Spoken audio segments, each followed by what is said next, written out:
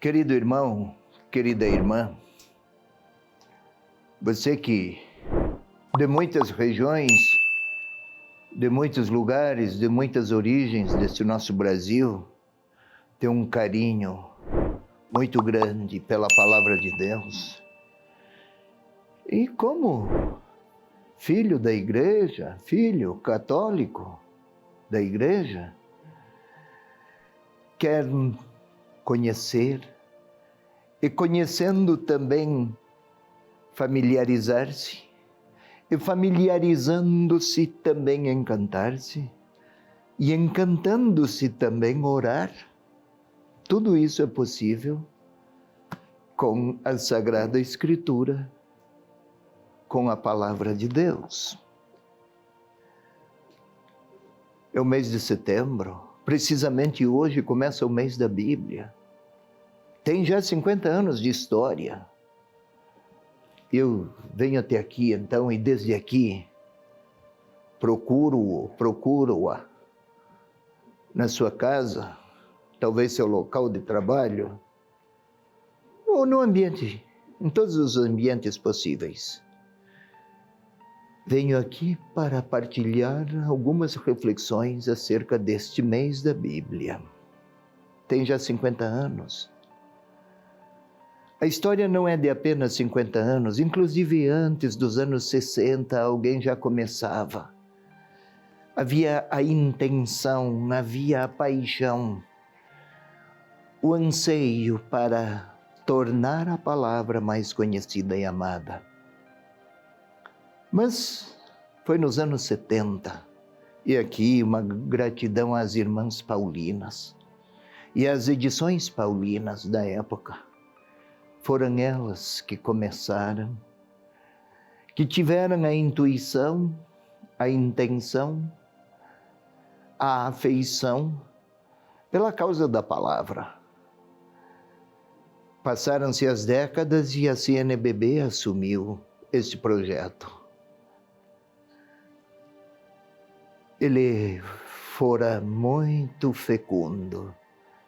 Ajudar a muita gente a afeiçoar-se, a aproximar-se, a compreender, a perceber que a nossa igreja não é apenas litúrgica, não é apenas centralizada em um dinamismo sacramental, não é apenas para sacramentos. É também baseada, sustentada e amparada na palavra. Não palavra livro, palavra pessoa. Gosto de um exemplo. Quando a jovem escreve uma carta ao seu amado, pode estar em qualquer lugar do mundo, ou quando ele escreve a ela, hoje já se escreve pouco, a internet aproximou, superou as distâncias, mas não aprofundou as relações. Mas vamos imaginar tempos em que se escreviam cartas, manifestando afeto, ternura, amor. Quem recebia, especialmente se fosse uma mulher, uma jovem, ao olhar, sorria, comovia-se, até beijava. Beijava letras, beijava papel, materialmente era um papel, ou beijava a pessoa que escreveu. Claro, ela queria dar um beijo na pessoa que escreveu. A ternura de um se tornou letra. O destinatário ou a destinatária recebeu a letra, mas na letra que recebia estava a pessoa que manifestava seus encantos. E a palavra escrita superava distâncias, às vezes continentais as distâncias, mas eles se mantinham unidos pela palavra escrita. O espírito de um recebia a forma escrita e chegava ao outro, a outra, e ela, por sua parte, reagia, escrevia também, e a comunhão se mantinha e se sustentava. Aqui a ternura de Deus se tornou letra. E, no caso de Jesus, a ternura de Deus se tornou pessoa, que se expressou em Jesus Cristo, se tornou palavra pronunciada, que hoje continua a ser voz escrita, vamos falar assim. Tudo isso se percebe hoje assim, e entre o povo, assim se percebe porque tem uma história de 50 anos de perseverança em propor, aprofundar, descobrir para muitos ou redescobrir para outros tantos a grandeza do que é a Bíblia, a Sagrada Escritura. Bíblia é livro, Sagrada Escritura, escrito, sagrado. Agora, palavra, aí a pessoa de Jesus que recebe voz escrita. Pois bem, temos 50 anos. A cada ano, um livro bíblico, um escrito bíblico. Este ano, Carta aos Gálatas. O próximo ano, livro de Josué, do Antigo Testamento. A grande intenção é que a cada ano, todos os anos, se apresente um livro. Num ano do Antigo Testamento, no outro do Novo. O que se busca? Que ao longo do tempo seja apresentada a inteireza da Sagrada Escritura para aqueles que têm amor por ela. E então, na sequência de um ano para o outro, um livro do Antigo, outro do Novo Testamento, e gradativamente passaremos por toda a Bíblia. E depois se retoma outra vez, os tempos se renovam e os desafios e as perguntas e as experiências também. Pois bem, a Bíblia não é apenas um referencial ou um livro escrito com informações sobre as experiências de Deus com a humanidade, da humanidade e as religiosidades dos tempos bíblicos. Não tem apenas este caráter biográfico ou historiográfico, menos ainda. Não é apenas para que os seus leitores conheçam como era a religiosidade do passado.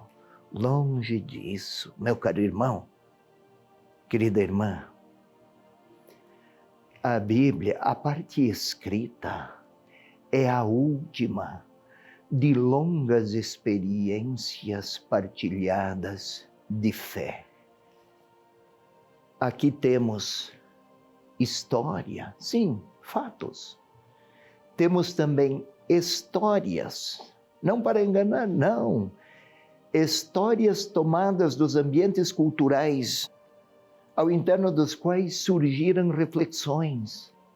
Se antigamente os pensamentos não eram apresentados em linguagem de conceitos, de argumentos e de ponderações bastante racionalizadas, o Oriente fala mais com exemplos e com retratos de experiências. Por isso, às vezes, temos até aquelas imagens mais severas de Deus, porque no tempo do escrito, no tempo do escrito, o que se sabia falar de Deus era segundo as linguagens de quem é poderoso e forte. E às vezes Deus é severo, punitivo, às vezes se irrita. É que Ao tempo do escrito, imaginava-se um Deus com todos os perfis humanos.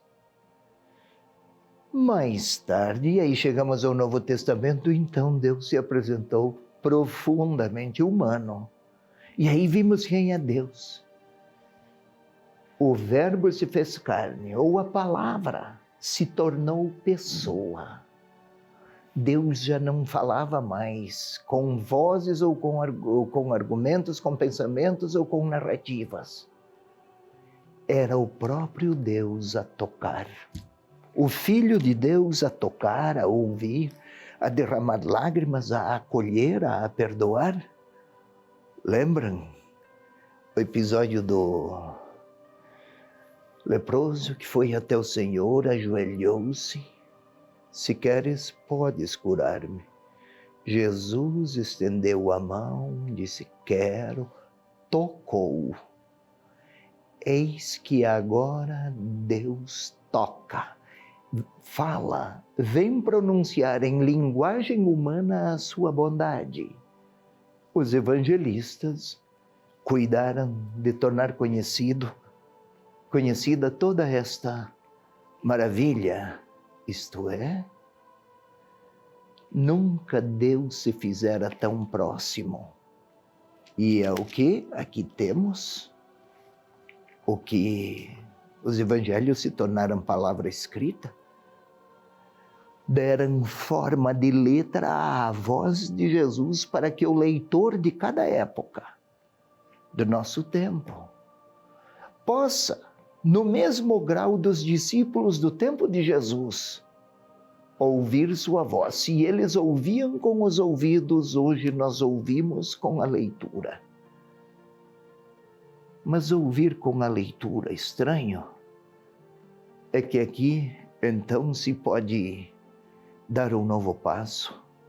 Leitura orante da palavra.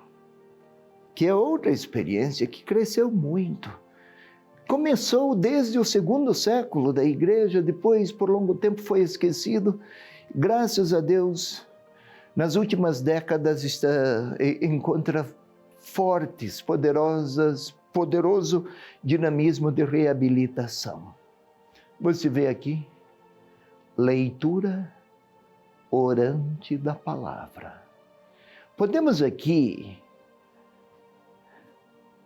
lançar um olhar atento a cada um dos termos. Ler não é simplesmente abrir o livro, ler como está escrito, dar voz àqueles escritos e terá sido lido. O ato de ler, aqui no caso da palavra, da Sagrada Escritura, iguala-se àquele da carta, que eu tomei um exemplo há pouco, da amada que recebe a carta do seu amado, ou o inverso. Se eu não tenho nenhuma relação com quem escreveu, eu leio aqui e não tenho nenhum vínculo, nenhum interesse, inclusive, apenas curiosidades. Como se eu fosse ler uma carta que não foi escrita a mim. Não me comove, não me entristece conforme o conteúdo, não me felicita, não me faz bem, nem simplesmente indiferente. Não é isso ler. Ler é diálogo com quem escreveu. No caso da leitura, quem escreveu era um homem ou mulher de fé. Quem vai ler com fé. Então é o encontro de dois que creem. Mas se a leitura é feita em uma comunidade, também o escrito não saiu apenas de mentes privilegiadas. Antes do texto ser escrito, foi uma experiência vivida em comunidade de fé. Fé vivida, fé escrita. A comunidade que deu forma escrita à sua fé através do autor do livro bíblico, a comunidade de outrora, vai dialogar, eles escreveram partindo de experiências de fé, com quem hoje vai ler, partilhando a mesma fé. Leitura. Leitura orante. Orar. Não é ler pela curiosidade de passar os olhos sobre textos. Já falei, experiência de fé. Então, os que outrora escreveram também creram e oraram. Os que hoje vão ler querem ter acesso à palavra para orar, motivados pelas experiências de fé que o Espírito de Deus suscitou naqueles que escreveram. Leitura orante da palavra. Da palavra. Não é leitura de um texto. Palavra até está em maiúsculo. Palavra, pessoa. Leitura orante da palavra inspirada. Inspirada quer dizer espírito. Inspirar. Mesma raiz. Dotada da força do Espírito de Deus. Lembra da carta da namorada para o namorado? Aquelas palavras têm o espírito, a ternura, a paixão dela por ele, ou dele por ela. Atravessa os oceanos e chega lá no destinatário, e aquele diálogo permanece, ainda que as distâncias pareçam insuperáveis. Aqui também. Se entre eles, os do exemplo, a distância é física, espacial, aqui a distância é no tempo, mas o Espírito de Deus é o mesmo. Outrora, quando a experiência de fé se tornou escrita, agora, quando a experiência de fé é escrita, vai suscitar novas experiências de comunhão e de fé. É assim que neste início do mês da Bíblia, queremos conversar ou propor que estudemos a carta aos Gálatas e com a carta aos Gálatas também rezemos.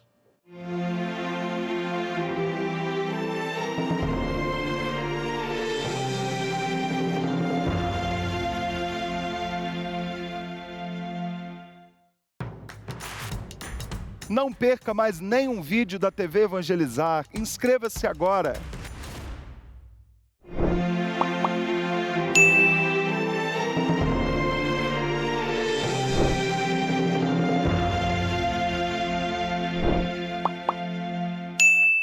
Meu irmão, minha irmã, estamos na segunda parte. Hoje, para essa edição especial da leitura orante, que não é apenas leitura orante, que queremos assinalar a abertura do mês da Bíblia, conversando sobre a palavra, sua força, sua potência, porque dotada do Espírito de Deus, e queremos entender, não simplesmente para ter informações, como eu acabei de falar na parte anterior, mas porque a experiência de fé das comunidades da época são o melhor retrato da comunhão entre Deus e o seu povo. E aquela experiência de fé pode se tornar esta experiência de fé. Eles creram outrora e esta palavra se tornou escrita.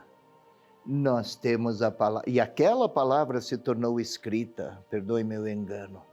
Aquela palavra que se tornou escritura, hoje é escritura para que a nossa oração seja encontro com a palavra, a pessoa do próprio Senhor, e no caso dos evangelhos ou do Novo Testamento, o Senhor Jesus Cristo.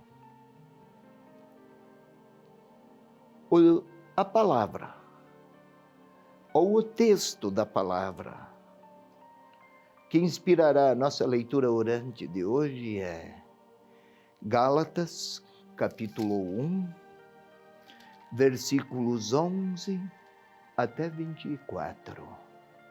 Não podemos fazer uma leitura orante de toda a epístola aos Gálatas. São 6 capítulos, não nos é possível. A leitura orante requer quietude, serenidade, nenhuma pressa. Não é informar, é ler para, lendo, compreender, compreendendo, falar a Deus.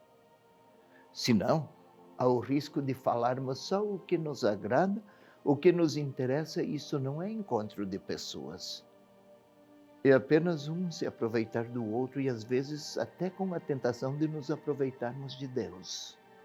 Isso não é experiência de fé. Para ser encontro pessoal e interpessoal, é preciso que deixemos Deus nos falar. E a palavra é pronúncia viva, ou voz escrita. Parece paradoxal a expressão, mas eu gosto disso. E aqui, a voz é a da nossa colaboradora, a nossa querida Beth. Por favor, Beth.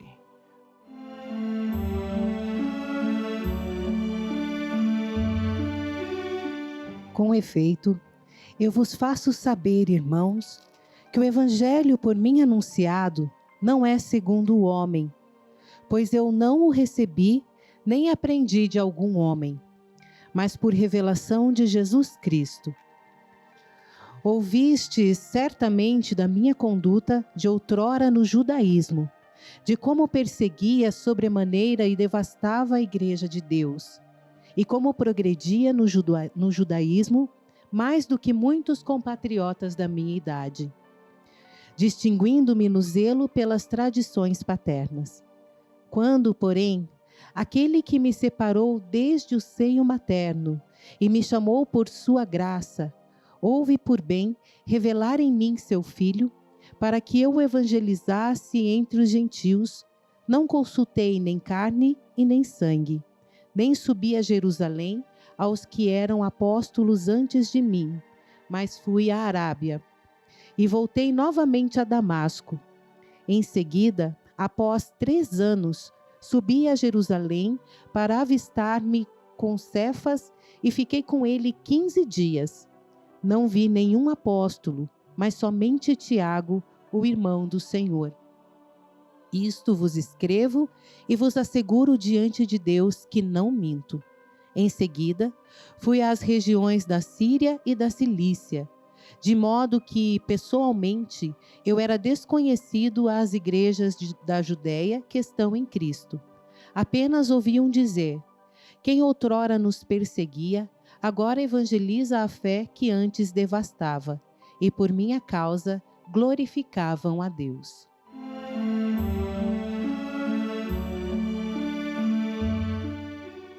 Antes de tomarmos um texto ou uma parte da palavra, é preciso que conheçamos o que ele diz.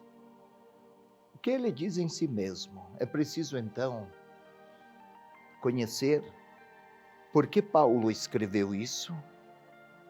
Aqui estamos na Epístola aos Gálatas. Qual era o contexto de fundo? Porque a palavra de Deus não é uma espécie de voz saída do alto, distante da história, ou que seja independente ou neutra em relação às experiências humanas. Especialmente a partir de Jesus, dores humanas, sentimentos humanos, afetos humanos, temores, tudo o que é humano, a partir daí é que Deus quis se deixar compreender. É este o sentido daquela frase: o Verbo se fez a palavra, verbo, palavra, logos em grego, se tornou carne, se tornou pessoa humana. Estabeleceu sua tenda. É assim que está escrito lá, literalmente. Tenda, mora, caminha, estabelece a tenda novamente, caminha mais, é um povo em caminho. Veio participar da história humana. Queira, então, vamos lá. Com efeito, queira ler aqui um pouco o versículo 11, por favor, menina. Com efeito, eu vos faço saber, irmãos, que o evangelho por mim anunciado não é segundo o homem. Ótimo. É que Paulo escreveu a uma comunidade, querido irmão, querida irmã, Beth, escreveu a uma comunidade que se deixou influenciar por outros cristãos já no início do cristianismo, que começaram a rivalizar com ele. Rivalidades, competições, invejas. Não é de hoje, filha. Também, e os Gálatas, é uma região, Galácia, Gálatas, hoje é a região da Turquia, uma parte da Turquia. Aqueles cristãos daquela região que tinham sido evangelizados por Paulo, também depois se deixaram fascinar por acréscimos ao que Paulo anunciava. Além de seguir Jesus Cristo, deveriam adotar todos os costumes e estilos e a mentalidade do Antigo Testamento. Mas o que tem? Um estilo apenas? Não. Adotar a doutrina do Antigo Testamento era como que se dividisse. O Antigo Testamento era meio salvador e Jesus era outro meio salvador. Não existe isso. Não existe meio marido e meia esposa ou meio filho. Não existe meio salvador. Qual era o debate? É preciso também tornar-se judeu para seguir Jesus Cristo? Paulo, ele um judeu de mão cheia. Não é preciso se tornar judeu. Importante é seguir a palavra, a voz, a mensagem e o evangelho de Jesus Cristo. Outros cristãos que não eram daquela região, mas que eram lá da Judéia, judeus, portanto, não, é preciso também ser judeu. E o debate se acirrou. É por isso que Paulo escreveu: eu vos faço saber, irmãos, que o evangelho por mim anunciado não é segundo o homem, não é segundo um conceito ideológico. Hoje se fala tanto de ideologia. Não é segundo um conceito, um sistema de pensamentos. É uma experiência pessoal que eu tive de Jesus Cristo.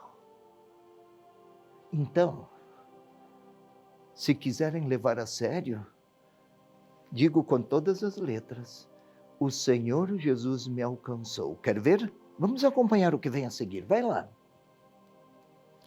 Pois eu não recebi nem aprendi de algum homem, mas por revelação de Jesus Cristo. E daí, como foi isso? Ouviste certamente da minha conduta de outrora no judaísmo, de como perseguia sobremaneira e devastava a igreja de Deus. Só um instantinho. Ouviram vocês, Gálatas? Vocês sabem quem fui eu antes de tornar-me cristão?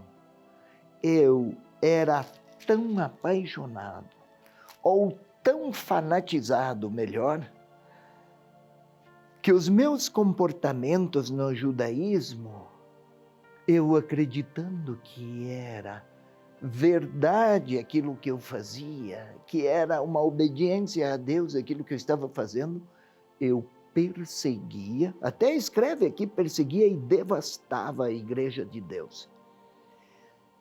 O verbo aqui empregado, devastar, Paulo escreveu em grego, é um verbo que tem a seguinte nuance: não era apenas perseguir ou prejudicar, é agir com a intenção de atuar com a intenção de destruir. Ei, Gálatas, vocês que querem se tornar judeus para ser cristãos, quero dizer que eu era um judeu de forte paixão, de uma fanatização quase doentia. Com que paixão eu queria destruir tudo para preservar o judaísmo. Levem a sério a minha experiência. E qual foi a experiência? E como progredia no judaísmo mais do que muitos compatriotas da minha idade, distinguindo-me no zelo pelas tradições paternas. Judeu da gema. É mais do que as outras tradições paternas. Na cultura judaica da época, era algo muito relevante. Eu era uma figura viva das mais genuínas tradições paternas. E daí, o que houve? Quando, porém, aquele que me separou desde o seio materno e me chamou por sua graça, houve por bem revelar em mim seu Filho, para que eu o evangelizasse entre os gentios. Nossa, quando... Pode repetir lentamente? Ei, se você tiver aí, Gálatas capítulo 1, versículo 14, 15 agora. Vai aí. Não importa a tradução da sua Bíblia, mas acompanhe. Leia, Beth, sem pressa. Quando, porém, aquele que me separou desde o seio materno Poxa vida. e me chamou por sua graça, Um instantinho, filha. Quando, porém, aquele que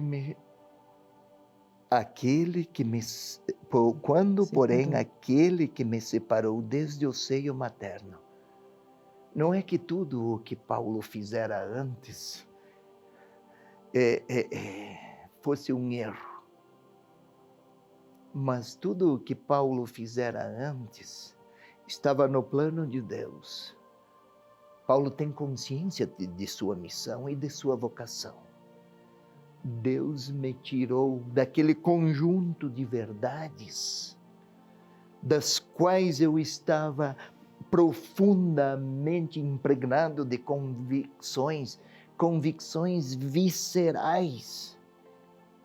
Mas Ele me alcançou desde o seio materno. Isto é, até quando Paulo não existia, já Deus o escolhera. Consciência de vocação. É assim que ele se vê. Ele quer que os seus leitores percebam. Gálatas, ninguém defendeu o judaísmo tanto quanto eu. E eu vejo agora, que fui alcançado pelo Senhor Jesus, por um desígnio de Deus, que tudo aquilo pelo qual eu lutei e que vocês querem adotar agora, não é preciso. Isso só torna pesada a adesão a Jesus Cristo. Vamos ficar com o que é essencial. Porque seguir todas as tradições, aquelas que dificultavam o seguimento de Jesus, Paulo começou a dizer, não precisa isso. Aliás, isso torna um caminho mais pesado, não de conhecimento dele, de muitas observâncias de regras, mas não necessariamente de amor às pessoas. Era esta a questão central. E Paulo entendeu, aquele que me separou desde o seio materno. Essa inspiração é do livro de Jeremias. A vocação de Jeremias, não sei se lembra, filha. Antes que fosses formado no seio de tua mãe, eu te escolhi. Paulo também, depois de ter encontrado Jesus Cristo, compreendeu que toda a sua história anterior, inclusive, a experiência de Damasco. Leia novamente o versículo 15, é muito importante, filha. Quando, porém, aquele que me separou desde o seio materno e me chamou por sua graça, houve por bem revelar em mim seu Filho. Chamou-me por sua graça. Não é que Paulo mereceu. Foi tudo gratuidade de Deus. Aliás, serve de modelo, não é que nós merecemos as graças que temos. é gratuidade. Como a mãe que afaga a sua criança, não porque a criança merece, porque é sua criança. É natural para a mãe amar a criança, é da natureza da maternidade, assim, é da natureza de Deus escolher agraciar os seus, que gostaria que fosse toda a humanidade, mas vai mais um pouco. Para que eu o evangelizasse entre os gentios. Olhe aqui, e me chamou por sua graça, ouve por bem. Tinha esquecido. Foi traduzido ouve por bem. O verbo seria aprouve, ou aprazeirou a Deus. Deus se sentiu contente de escolher o seu eleito, Paulo, para a evangelização. Não é que Deus deu uma tarefa para Paulo. Deus se agradou em confiar ao seu eleito, Paulo, a evangelização dos gentios. Evangelizar. Tiremos da cabeça ir levar ideias novas, como se fosse apenas doutrinas. É revelar a bondade de Deus a todos, porque Deus quer ser conhecido no seu amor, que envolve a inteireza da humanidade. E vocês, Gálatas, ficam aí com observâncias de regras, de normas, de calendários, de exigências. Cultivem a alegria de se sentirem escolhidos de Deus e aceitem que Paulo, o que ele quer levar, tem todos os traços de uma experiência profunda de encontro com o Senhor Jesus. Não é um sistema de pensamentos, mas experiências a partilhar. Segue, filha. Para que eu evangelizasse entre os gentios, não consultei carne nem sangue, nem subi a Jerusalém aos que eram apóstolos antes de mim, mas fui à Arábia e voltei novamente a Damasco. Em seguida, após 3 anos, subi a Jerusalém para avistar-me com Cefas e fiquei com ele 15 dias. Mas foi fazer o que lá em Jerusalém? Havia o risco de divisão. E Paulo foi lá para testemunhar a unidade. Não existe evangelização sem experiências de paz e de reconciliação. Em tempos tão densos de atritos, tão atritados, porque alguém pensa diferente, surgem inimizades, eis aqui Paulo a dizer que a história pode ser outra. Vai. Não vi nenhum apóstolo, mas somente Tiago, o irmão do Senhor. Isto vos escrevo e vos asseguro diante de Deus que não minto. Em seguida, fui às regiões da Síria e da Cilícia, de modo que, pessoalmente, eu era desconhecido às igrejas da Judéia que estão em Cristo. Mas Jesus Cristo, que escolheu a eles, também me escolheu.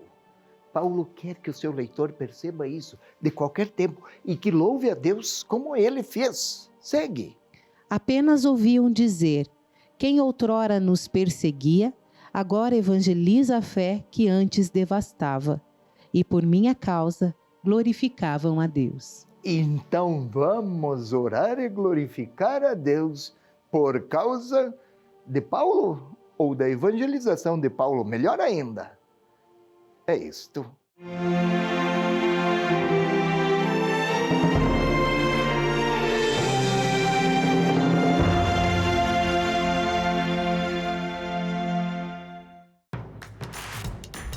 Não perca mais os vídeos da TV Evangelizar. Inscreva-se já!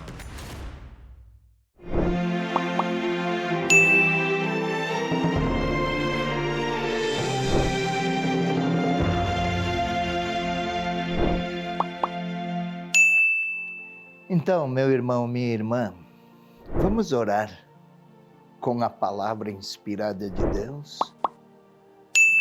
Vamos tomar alguns versículos de Paulo, o que era experiência, também de dificuldades, hora de realizações. Vamos tomar o olhar de Paulo sobre a sua própria história e deixar-nos inspirar por ele e orar com ele. É a leitura orante deste primeiro dia do mês da Bíblia, setembro, iniciando hoje. Vamos começar este mês da Bíblia com a leitura orante de uma experiência de Paulo.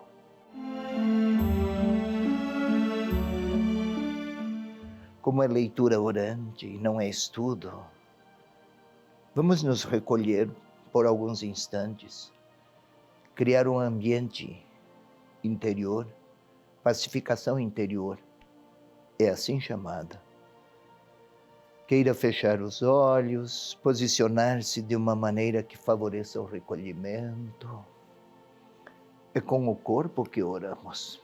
Temos que ajudar o corpo a orar. Vamos respirar profundamente, uma vez. Faça isso. Onde você estiver. Eu faço assim, paro para concentrar-me, paro e tento sentir alguma parte do meu corpo. Tente sentir os seus cabelos. Parou para isso? Terá que se concentrar. Sinta-os. Ainda não é leitura orante, mas estamos preparando a nossa corporeidade para isso. Respire calmamente, sinta os seus cabelos. Tente sentir os seus ouvidos. Primeiro a parte de fora, as orelhas. Sinta-as sem tocar nelas. Tente sentir os seus ouvidos, agora a parte interna. Aquele tubo que vai chegar até o nosso cérebro. O som entra aí. É uma curiosidade maravilhosa. Agora tente sentir o seu coração a bater. É preciso se concentrar, mantenha os olhos fechados.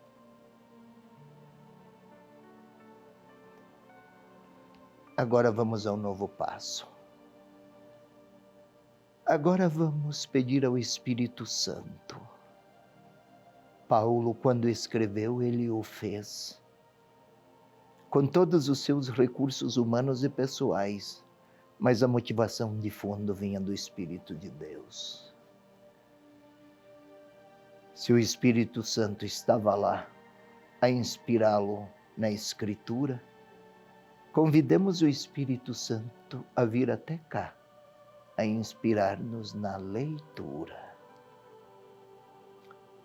Oremos juntos. Vinde, Espírito Santo, enchei os corações dos vossos fiéis, destes fiéis que pelo Brasil afora agora querem fazer a leitura orante da palavra. Acendei em todos eles a chama do vosso amor. Enviai, Senhor, o vosso Espírito, e renovareis a face da terra. Glória ao Pai, ao Filho e ao Espírito Santo, como era no princípio, agora e sempre. Amém. Vamos a um outro passo. Nós lemos, nós ouvimos, nós explicamos há pouco os versículos 11 a 24.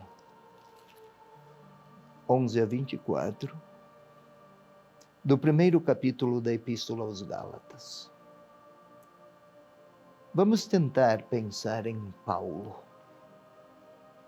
Sentado, não havia escrivaninhas ao modo de hoje, não se escrevia com papel, mas era apenas tinta sobre pergaminho.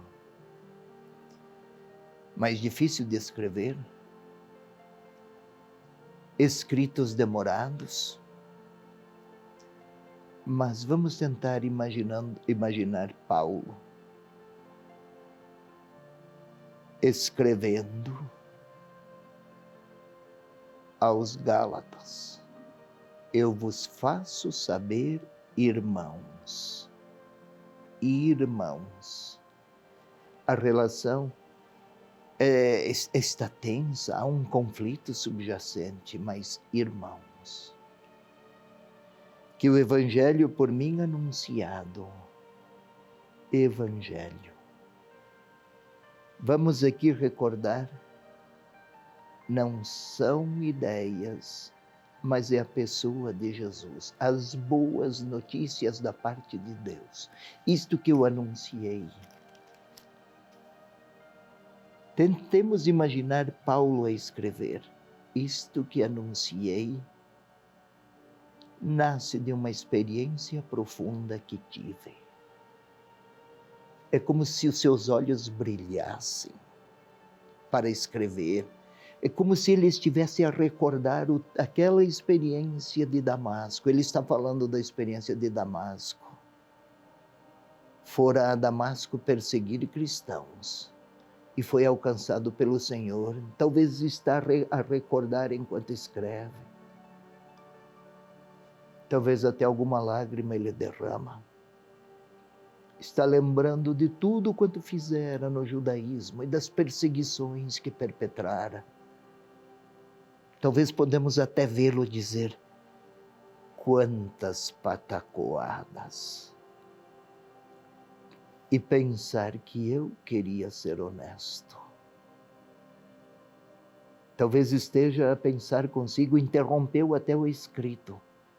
Realmente as intenções eram sinceras, mas a verdade não é outra senão Jesus Cristo.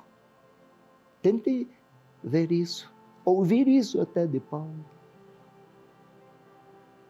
Quando, porém, aquele que me separou desde o seio materno. Parece que Paulo interrompe a Escritura para lembrar aquele que me escolheu desde sempre. Ele quis revelar em mim seu Filho. Talvez até gesticule, porque ele era uma personalidade bastante expansiva. Não consultei ninguém, nem carne nem sangue. Paulo está a dizer, tente imaginá-lo. Paulo está a dizer, foi tão forte o que ele conheceu nas vizinhanças de Damasco, que não há nada de tão convincente quanto aquilo que ele experimentara. Mas vamos tentar ainda imaginá-lo. Ele foi visitar Cefas, lá em Jerusalém. Escreveu, difícil dizer, mas talvez de Corinto. Está longe. Talvez de Antioquia. Mas ele está a escrever. Recordando a história, foi a Jerusalém visitar aqueles apóstolos que tinham estado com Jesus. Pedro, Tiago e os outros ouviram o Senhor fisicamente, acompanharam 3 anos com ele. Paulo, uma revelação de tal maneira significativa que não foi apenas um momento lá em Damasco. Ficou 3 anos na Arábia. Quanta busca, quanta reflexão, quanta oração. Está lá Paulo a falar. E agora vamos a um novo passo. Agora vamos pôr a nossa história aí. Eu vos faço saber, irmãos, que o Evangelho por mim anunciado não é segundo o homem. Podemos recordar aquela experiência de uma homilia, talvez, de um teatro que vimos, de uma mensagem, de um retiro que fizemos. Talvez tenhamos até chorado. Ou aquela experiência, talvez de dor ou de alegria que ficou na nossa memória. afetiva. Lembra? O Senhor também alcançou a mim, alcançou a você, alcançou cada um dos discípulos de outrora e de agora. Lembra quando aquela experiência particular de fé? Talvez tenha até dito, não sei onde encontrei tantas forças, só por Deus mesmo. Aquilo que se apresentara como uma provação trágica, ensejou uma experiência difícil de descrever, tão profunda que foi. Pode ser quando casou, quando abraçou o primeiro filho, ou quando precisou se aproximar de algum doente e viu um testemunho. Qualquer experiência, mas você sabe qual foi a sua. E agora, mais um pouco. Aquele que desde o seio materno tinha me escolhido, chamou-me pela graça. Vamos ficar aqui, o tempo requer atenções, mas agora vamos fechar os olhos. E o que você quer dizer a Deus? Paulo disse, o Senhor me alcançou. Talvez eu possa dizer ao Senhor Deus agora, ao Senhor Jesus, como se Ele estivesse diante dos olhos. Eu posso agradecer a Ele pela experiência, aquelas experiências de fé que eu tive. Lembra? Na catequese, na igreja, num hospital, numa experiência de reconciliação de alguém, numa celebração do perdão que recebeu. O Senhor olhou, tocou, e você se percebeu escolhido, chamado, muito amado pelo Senhor Jesus, ou amada por Ele. Lembra? Foi uma conjunção de lágrimas, de alegria e de consolo. Foi assim com Paulo. Agradeça ao Senhor. Instantes de silêncio para a sua palavra de gratidão.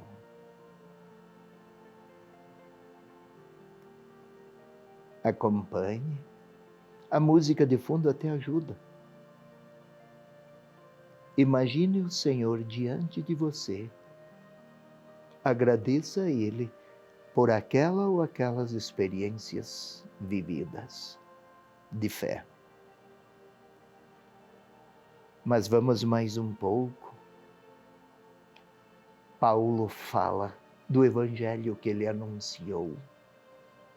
E parece que isso dá sentido à sua vida. Recorda o bem que fez? As pessoas que ajudou? Paulo tem consciência, o que lhe aconteceu era para servir aos outros como um instrumento de Deus. Lembra quando pôde ajudar alguém? Quando conseguiu perdoar alguém? Foi um bem imenso para a pessoa perdoada, mas foi um bem imenso para você, para mim. O testemunho que deu, o tempo que dedicou à causa do Evangelho. O que tem a dizer a Deus sobre isso? Fale agora. É a sua gratidão por ser evangelizador ou evangelizadora. É a sua oração.